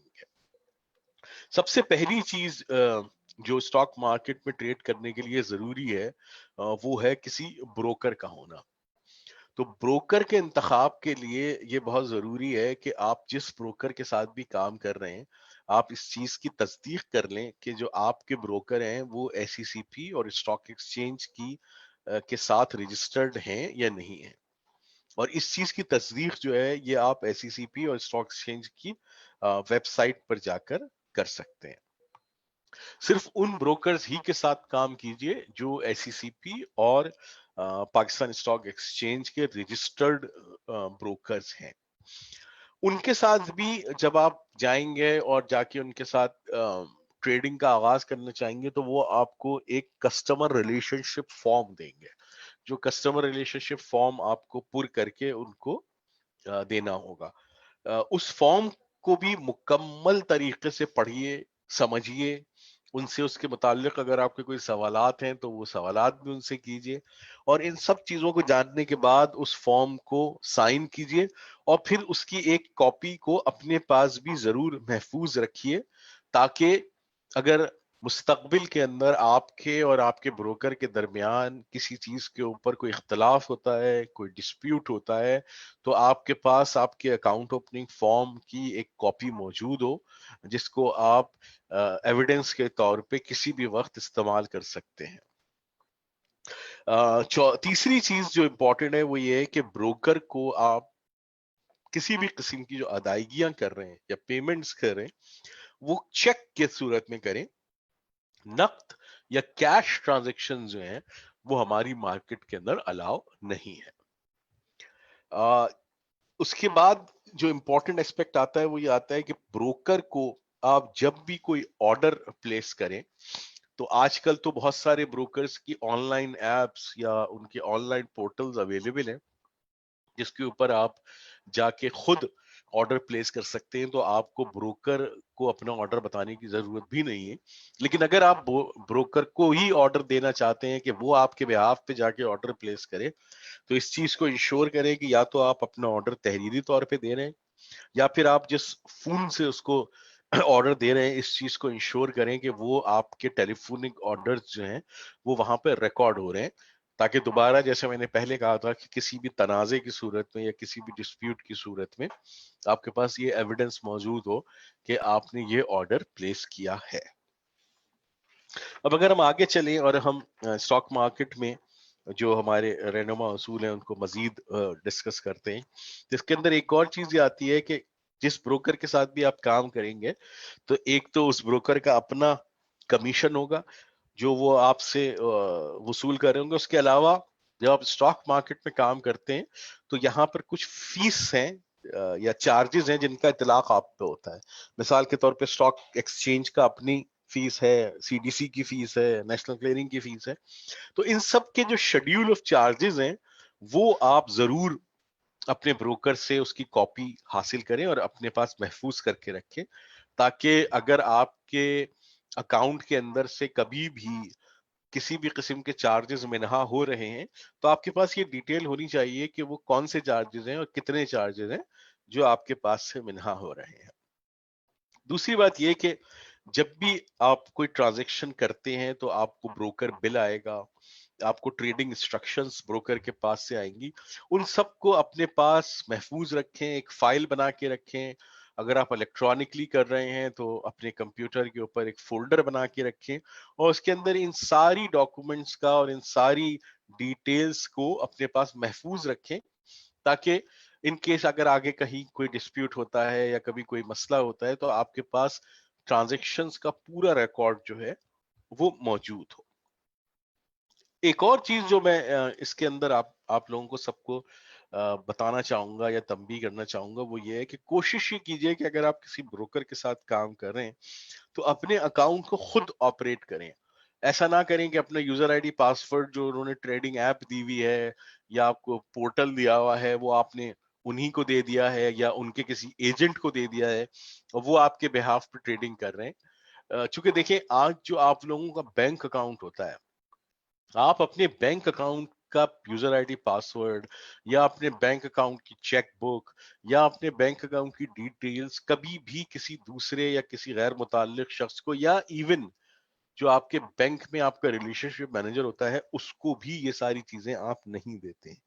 तो जब आप एक एसेट की, अपने कैश की इतनी ज्यादा हिफाजत करते हैं, तो उसकी तरफ जब जो शेयर्स हैं, जो एक बिल्कुल नकद रकम की तरह एक इंपॉर्टेंट आपका एसेट है, तो उसकी भी आप हिफाजत करें और उसको भी आप उतना ही ड्यू केयर करें जितनी आप अपने बैंक के कैश अकाउंट की केयर करते हैं।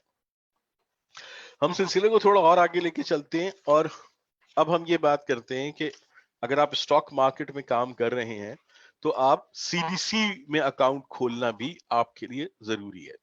यहाँ पे मैं एक बात क्लियर कर दूं कि अगर आप किसी ब्रोकर के साथ भी काम कर रहे हैं तो इस बात को यकीनी बनाइए कि सीडीसी में अकाउंट खोले बगैर आप स्टॉक मार्केट में लेन देन नहीं कर सकते।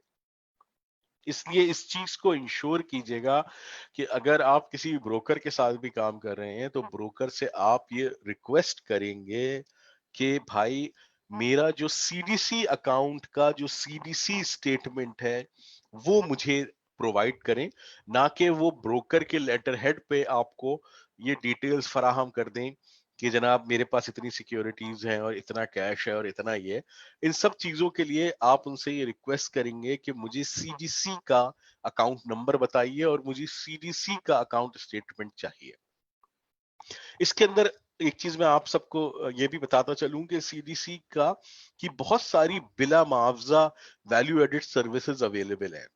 जैसे मिसाल के तौर पे ई अलर्ट सर्विस सीडीसी की मौजूद है, ई स्टेटमेंट सर्विस मौजूद है, एसएमएस अलर्ट सर्विस मौजूद है। तो इन सबको सब्सक्राइब कीजिए, ना सिर्फ सब्सक्राइब कीजिए बल्कि इंश्योर कीजिए कि आपके सीडीसी अकाउंट में से जब भी कोई शेयर बाहर निकले तो आपके पास एसएमएस अलर्ट आए या आपके पास ईमेल अलर्ट आए।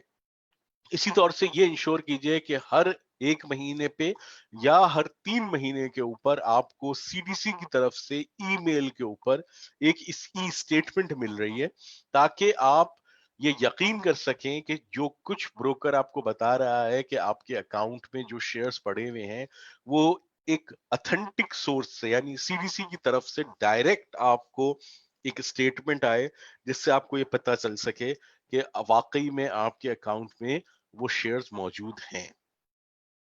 इसका एक और तरीकाकार ये हो सकता है कि सीडीसी की जो वेबसाइट है, सीडीसी एक्सेस जिसको हम कहते हैं, उस पे आपके अकाउंट की सारी तफसीलात मौजूद होती हैं।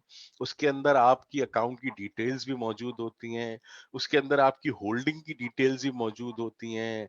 वो आप जब चाहें सीडीसी एक्सेस पे आप जा सकते हैं। इसका हमारा वेब पोर्टल भी है, हमारी मोबाइल ऐप भी है। आप जिस तरीके से आपको कन्वीनियंट होता है आप सीडीसी एक्सेस पर जाइए और जाके अपनी अकाउंट की डिटेल्स भी देख सकते हैं, अपने अकाउंट की पोजीशन भी देख सकते हैं और अपने अकाउंट की एक्टिविटी भी देख सकते हैं।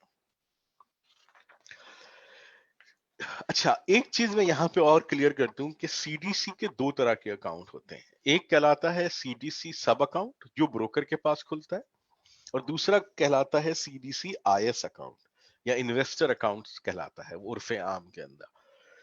सब अकाउंट ब्रोकर के पास खुलता है और उसका कंट्रोल जो होता है वो ब्रोकर के पास होता है। सीडीसी का जो आईएएस अकाउंट होता है या इन्वेस्टर अकाउंट होता है वो डायरेक्टली सीडीसी के पास खुलता है और उसका कंट्रोल डायरेक्टली इन्वेस्टर के पास होता है। तो हम हमेशा सीडीसी की तरफ से तमाम इन्वेस्टर्स को इस चीज की तलकीन करते हैं कि वो सब अकाउंट तो जरूर ब्रोकर के साथ खोलें, क्योंकि ब्रोकर के पास सब अकाउंट के बगैर आपकी ट्रेड होना मुमकिन नहीं है। लेकिन कस्टडी करने के लिए, अपने शेयर्स को मुस्तकिल बुनियादों पर रखने के लिए वो सीडीसी का इन्वेस्टर अकाउंट जरूर खोलें और ट्रेड हो जाने के बाद अपने ब्रोकर के पास जो आपका सब अकाउंट है वहां से अपने शेयर्स को मुंतकिल कर लें सीडीसी में जो आपका आईएएस अकाउंट है। सीडीसी का आईएएस अकाउंट आप कैसे खोल सकते हैं? इसका अकाउंट ओपनिंग फॉर्म हमारी वेबसाइट पे मौजूद है। ना सिर्फ इसका अकाउंट ओपनिंग फॉर्म हमारी वेबसाइट पे मौजूद है बल्कि हमारी वेबसाइट के ऊपर इसका एक पूरा अकाउंट ओपनिंग सोल्यूशन मौजूद है, जिसके ऊपर आप जाके अपना अकाउंट ओपनिंग का पूरा फॉर्म भर सकते हैं, उसको वहां से पोस्ट कर सकते हैं। पोस्ट करने के बाद वो हमारे जो आईएएस के मुतल्लिका अफराद हैं उनके पास वो फॉर्म आ जाएगा। वो उस फॉर्म को चेक करेंगे, अगर इस फॉर्म के अंदर कोई कमी होगी तो वो आपको मुत्तला कर दी जाएगी और उसके बाद ये इंश्योर कर लिया जाएगा कि आपका फॉर्म हर तरीके से मुकम्मल है। जब ये चीज यकीनी हो जाए कि आपका फॉर्म हर तरीके से मुकम्मल है, तो फिर आप सीडीसी हाउस या सीडीसी के किसी भी मुतल्लिका ऑफिस को विजिट कर सकते हैं और वहां पे आप सीडीसी के स्टाफ को रिक्वेस्ट करके उस अपने फॉर्म का प्रिंट आउट निकलवाएं, उसको साइन करें और जो जरूरी उसके साथ आपको दस्तावेजात जमा करानी है, जैसा कि आपका सीएनआईसी है या आपका कोई और मुतल्लिका दस्तावेज है, वो वहां पे जमा कराएं और फौरी तौर पे आपका सीडीसी इन्वेस्टर अकाउंट खुल जाएगा। तो ये मरहला भी अब हमने बहुत ही सहल और बहुत ही आसान कर दिया है, जिसके अंदर उसका जो पहला जो स्टेप है वो कंप्लीटली डिजिटल या कंप्लीटली इलेक्ट्रॉनिक हो चुका है और आप आसानी के साथ इलेक्ट्रॉनिकली फॉर्म भर सकते हैं। और दूसरे मरहले के अंदर आपको वो फॉर्म सीडीसी के ऑफिस से इसका प्रिंट आउट अवेलेबल हो जाएगा और वहां पर आके आप सिर्फ एक सिग्नेचर करेंगे, अपने शनाख्ती कार्ड की कॉपी हमें प्रोवाइड करेंगे और हम आपके अकाउंट की ओपनिंग को प्रोसेस कर देंगे। अब जब आपका सीडीसी अकाउंट खुल जाता है तो अगले मरहले में हम आपको ये बताना चाहेंगे कि उसको इस्तेमाल करने के क्या रहनुमा उसूल हैं। तो इसमें जैसे मैंने आपको पहले बताया था कि आप ये चीज इंश्योर करें कि आपका अगर सीडीसी सब अकाउंट है या आपका सीडीसी आईएस अकाउंट है, दोनों की सूरतों के अंदर अगर आपके अकाउंट से किसी भी किस्म की कोई शेयर्स की मुंतकली बाहर हो रही है तो आपको फौरी तौर पे एसएमएस अलर्ट आएगा। तो आप इस चीज को इंश्योर करें कि अगर आपको कोई एसएमएस अलर्ट नहीं आ रहा है तो हमारी जो हेल्पलाइन है 0800-23275 आप फौरी तौर पे उसको मुत्तला करें कि भाई मैंने शेयर्स मुंतकिल किए थे और मुझे कोई अलर्ट नहीं आया। इसी तरह अगर आपने अपने ब्रोकर्स को किसी को शेयर्स ट्रांसफर करने का या शेयर्स बेचने का नहीं कहा था और आपको अलर्ट आता है कि आपके अकाउंट में से शेयर्स मुंतकिल हुए हैं, तो भी आप फौरी तौर पे 0800-23275 पे कॉल करके इसको रिपोर्ट कीजिए कि मैंने तो किसी किस्म की कोई मुंतकली की इजाजत नहीं दी थी ब्रोकर को या आपके इन्वेस्टर अकाउंट सर्विसेज को, तो मेरे अकाउंट में से शेयर किस तरह मुंतकिल हो गए। इसी तरह मैंने आपको पहले भी बताया था कि हमारे अकाउंट से महाना एक ई स्टेटमेंट आपको अवेलेबल होती है। इंश्योर कीजिए कि आपको हर मंथ वो ई स्टेटमेंट अवेलेबल हो रही है। इसी साथ साथ आप जो हमारे सीडीसी इन्वेस्टर अकाउंट है, जैसे मैंने पहले भी बताया था कि इसका हमारा वेब पोर्टल भी अवेलेबल है और हमारी एक मोबाइल ऐप भी अवेलेबल है।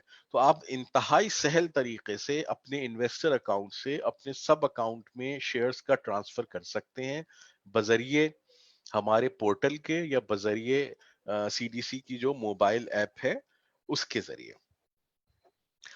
एक और चीज मैं यहाँ पे क्लियर करता चलूं कि अगर आपके पास कोई फिजिकल शेयर्स मौजूद हैं तो वो भी आप बहुत आसानी के साथ अपने इन्वेस्टर अकाउंट में या अपने सब अकाउंट के अंदर जो है वो ट्रांसफर कर सकते हैं। तो ये भी आप बहुत आसानी के साथ ये काम भी कर सकते हैं अपने शेयर्स के अंदर। एक और बहुत इंपॉर्टेंट चीज जो मैं चाहूंगा कि आप सब जरूर नोट करें और ये इन्वेस्टर प्रोटेक्शन के लिए बहुत इंपॉर्टेंट है, वो ये कि जो महाना सीडीसी की ई स्टेटमेंट आपके पास आ रही है या अगर आप बीच में भी चाहते हैं और आप सीडीसी के वेब एक्सेस पे जाके अपनी ई स्टेटमेंट निकालते हैं, उसको जरूर उसका मवाजना कीजिए, जरूर उसको रिकंसाइल कीजिए, जरूर उसको कंपेयर कीजिए उस स्टेटमेंट से जो ब्रोकर आपको फराहम कर रहा है।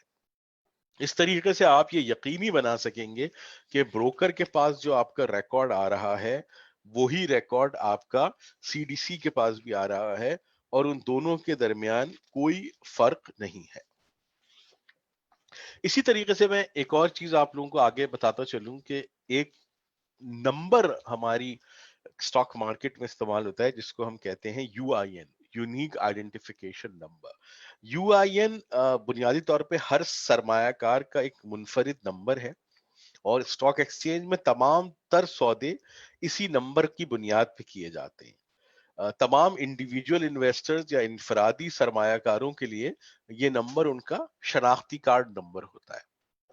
तो ये नंबर भी आपके लिए बहुत इंपॉर्टेंट है। और इसमें एक हमारी जो national clearing company of Pakistan limited है, उसका एक यूआईएन इंफॉर्मेशन सिस्टम मौजूद है। तो आप बहुत आसानी से अगर उस सिस्टम को भी लॉग इन करेंगे तो आपको ये पता चल जाएगा कि आपके यूआईएन के ऊपर कोई गैर मुतल्लका ट्रेड तो नहीं हुई है, या अगर कोई ट्रेड हुई है तो कहाँ से हुई है, कब हुई है। तो ये सारे मैकेनिज्म्स अवेलेबल हैं जिसके जरिए आप इस चीज को इंश्योर कर सकते हैं कि आपके जो एसेट्स हैं, आपके जो शेयर्स हैं, वो महफूज हैं। सीडीसी बार बार तमाम सरमायाकारों को इस बात को यकीनी बनाने के लिए नसीहत करता रहता है कि आप ब्रोकर के साथ बिल्कुल काम करें, लेकिन ब्रोकर के साथ काम करने के साथ साथ बहुत सारे ऐसे अब हमने एवेन्यूज क्रिएट कर दिए हैं जिससे आप अपने एसेट्स की कंप्लीट प्रोटेक्शन को इंश्योर कर सकते हैं। कुछ को मैंने अभी आप लोगों के साथ डिस्कस किया। इसके अलावा भी एक हमारी एक अभी लेटेस्ट सर्विस इंट्रोड्यूस की है, डायरेक्ट सेटलमेंट सर्विस के नाम से, जिसके अंदर ना सिर्फ ये कि आपके शेयर्स हमारे पास होंगे, बल्कि आपका कैश भी हमारे पास होगा। और ब्रोकर के साथ आप सिर्फ ट्रेडिंग कर रहे होंगे, आपके शेयर्स और आपका कैश दोनों सीडीसी के पास होगा, और आप बहुत सहल तरीके से अपने कैश और अपने शेयर्स दोनों को महफूज बना सकते हैं और सीडीसी के पास उसकी कस्टडी रखवा कर ट्रेडिंग के अमल में जा सकते हैं बिना किसी खौफ व खतर के। तो ये बहुत सारे एवेन्यूज हमने ऐसे क्रिएट किए हैं जिसके जरिए आज इन्वेस्टर्स अगर जरा सी आगही के साथ, जरा से फहम के साथ, जरा सी तवज्जो के साथ अगर काम करे तो कोई वजह नहीं रह जाती है कि उनके एसेट्स की प्रोटेक्शन के अंदर कोई चीज बाकी रह जाए। एक इसका ब्रॉड लेवल का खाका मैंने आप सबके सामने प्रेजेंट कर दिया है। इसमें अगर किसी भी पॉइंट से रिलेटेड आप लोगों का कोई सवाल हो तो हमारे कॉल सेंटर के जो इंचार्ज हैं मुती और रब, वो हमारे साथ यहाँ पे मौजूद हैं। उसके अलावा भी आपका कोई सवाल हो, आपकी कोई क्वेरी हो, तो मुती यहाँ पे मौजूद हैं, वो आपके सवालात के जवाबात देने के लिए बिल्कुल हाजिर होंगे। इसके अलावा वैसे भी आम वर्किंग डेज में 9 to 5 सीडीसी का जो कॉल सेंटर है 0800-232-75, या हमारी एक ईमेल आईडी भी है जो मुती आपके साथ शेयर कर लेंगे, बल्कि वो अभी स्क्रीन पे भी आ जाएगी आपके सामने, वो अवेलेबल है। आप किसी भी वक्त जाके उसके ऊपर भी अपनी क्वेरीज हमें भेज सकते हैं। आप हमारे कॉल सेंटर में फोन कर सकते हैं। आखिर में दोबारा से आप सबसे यही गुजारिश करूंगा कि जरूर कैपिटल मार्केट में आए, कैपिटल मार्केट से फायदा उठाएं। दुनिया भर में जो इन्वेस्टर्स हैं वो कैपिटल मार्केट से फायदा उठाते हैं, मगर साथ ही साथ उसके प्रोटेक्शन का भी ख्याल रखते हैं। जिस तरह आप में से तमाम हजरात जब गाड़ी चलाते हैं, जब मोटरसाइकिल चलाते हैं, तो गाड़ी चलाते हुए बार बार आपको यकीनदारी कराई जाती है कि सीट बेल्ट पहने। जब आप मोटरसाइकिल चलाते हैं तो बार बार आपको यकीनदारी कराई जाती है कि हेलमेट पहने। इसी तरह हम आपको ये रिक्वेस्ट कर रहे हैं कि बिल्कुल स्टॉक मार्केट बहुत अच्छी जगह है इन्वेस्टमेंट करने के लिए, लेकिन जो तहफ्फुज के बुनियादी तकाजे हैं उनका जरूर ख्याल रखिए। आप सबका बहुत शुक्रिया। जी शारिक, थैंक यू शारिक। आपका आवाज आ रही है शारिक आपको मेरी? जी जी बिल्कुल। जी जी, थैंक यू शारिक। अब हम Q&A सेशन को स्टार्ट करेंगे अपना। तो काफ़ी अच्छे इंटरेस्टिंग सवालात आए हैं हमारे पास। तो इसमें सीडीसी से मती रब साहब भी होंगे, शारिक भी होंगे, मैं भी होऊंगा, और मीज़ान इन्वेस्टमेंट के पॉइंट ऑफ व्यू से। तो कोई भी जो सवालात है मैं रिपीट कर देता हूँ कौन कौन से सवालात हैं, उसको फिर हम इसी तरह जो है फिर रिप्लाई कर रहे होंगे।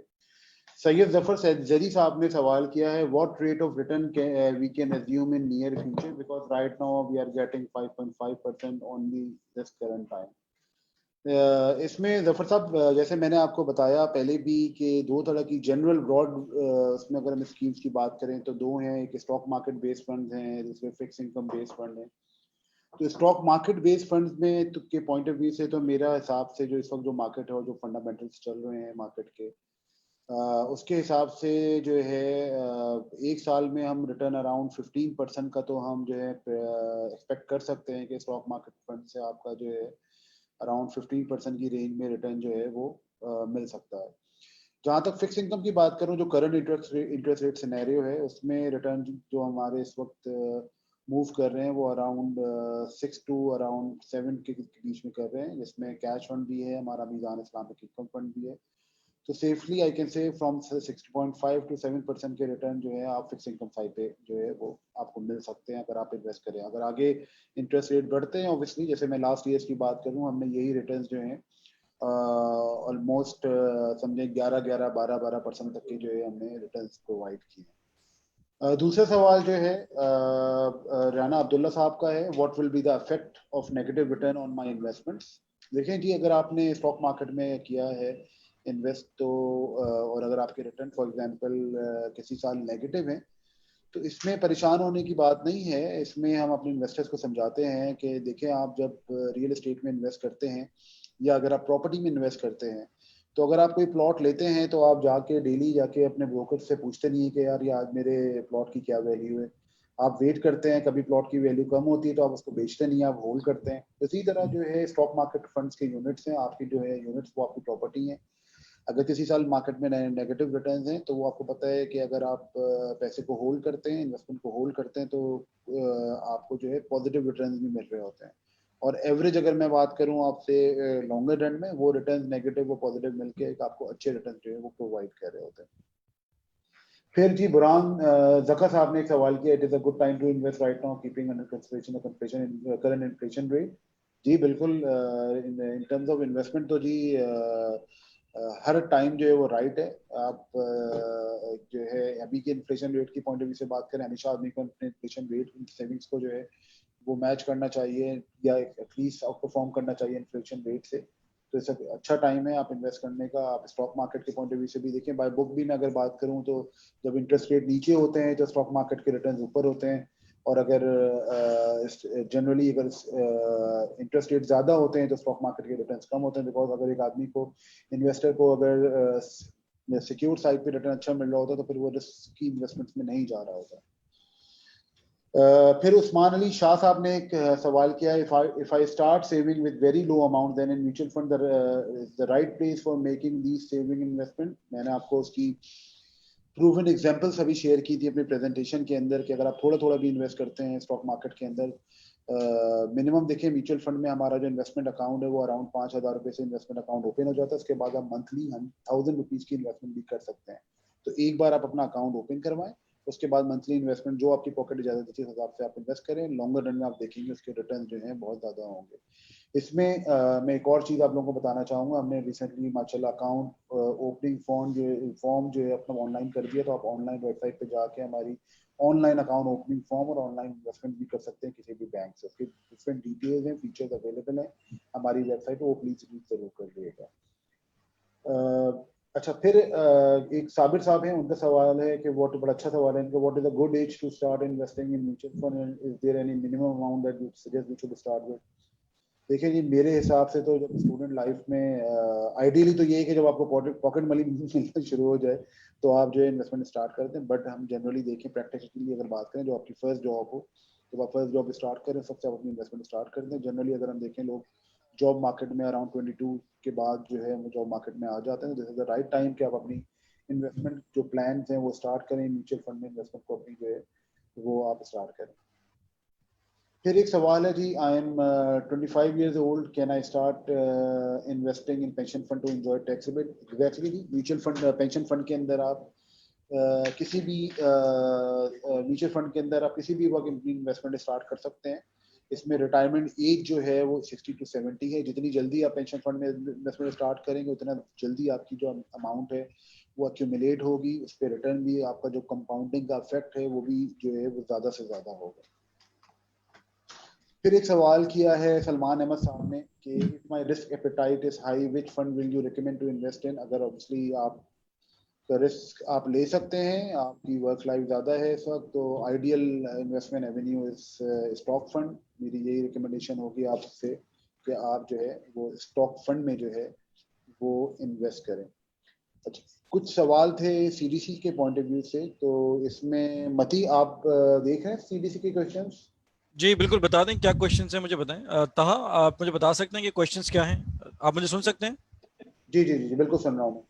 इसमें एक सवाल है, अहमद बदर साहब ने जो है सवाल किया है कि सीडीसी का कि I have a CDC account number but can not work out with relationship number. cdcaccess.com ask for a relationship number. वो रिलेशनशिप नंबर शायद पूछ रहे हैं, क्या कंफ्यूजन है इनको अहमद साहब को, इस पे कुछ आप बताना चाहेंगे? जी अस्सलाम वालेकुम जी, मेरा नाम सईद मतियूरब है। मैं जो है वो प्रेजेंट कर रहा हूँ सीडीसी को, जैसे मेरा तारुफ पहले भी हो चुका है।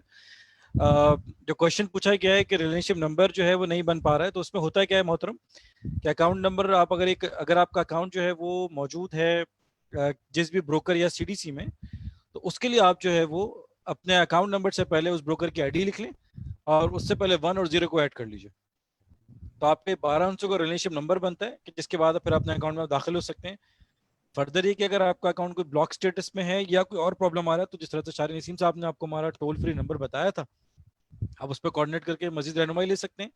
और अगर आपका सब अकाउंट किसी ब्रोकर के साथ है, तो फिर आप उस ब्रोकर को कोऑर्डिनेट करके अपने अकाउंट को, अगर कोई ब्लॉकेज आ रही है तो उसको रिमूव करा सकते हैं जी।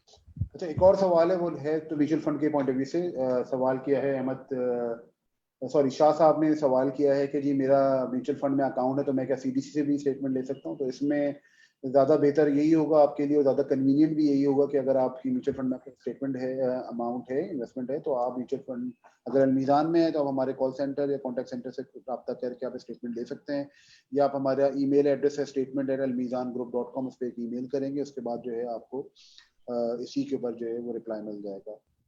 अच्छा, फिर एक सवाल है रियाज साहब से, ये सीडीसी से के हवाले से सवाल है। Once I open the account how it is the status can be known in case considering time lapse. तो इसमें जो है नहीं, बल्कि इनफैक्ट ये भी म्यूचुअल फंड से ही आपका जब जैसे ही आपका जो अकाउंट ओपन होता है, हम आपको विद इन 24 आवर्स आपको स्टेटमेंट जो है वो हम आपको ईमेल कर रहे होते हैं। अच्छा, फिर एक सवाल है मती, ओवरसीज पाकिस्तानी कैसे अकाउंट खोल सकते हैं? ये सवाल किया इमरान साहब ने सीडीसी के अंदर। जी इमरान, ऑनलाइन अगर आपको अकाउंट खोलना है बीइंग एन ओवरसीज इन्वेस्टर, तो आपको हमारी, जिस तरह से शारिक ने जिक्र भी किया था, शारिक नसीम साहब ने, कि आप हमारी या तो ऑनलाइन एप्लीकेशन जो है ई सर्विसेज वाली, उसके थ्रू आप अकाउंट ओपनिंग के एप्लीकेशन के लिए अप्लाई कर सकते हैं। वंस आपका फॉर्म जब वैलिडेट हो जाएगा फ्रॉम द कंसर्न डिपार्टमेंट, सो आपको एक कंफर्मेशन ईमेल आ जाएगी।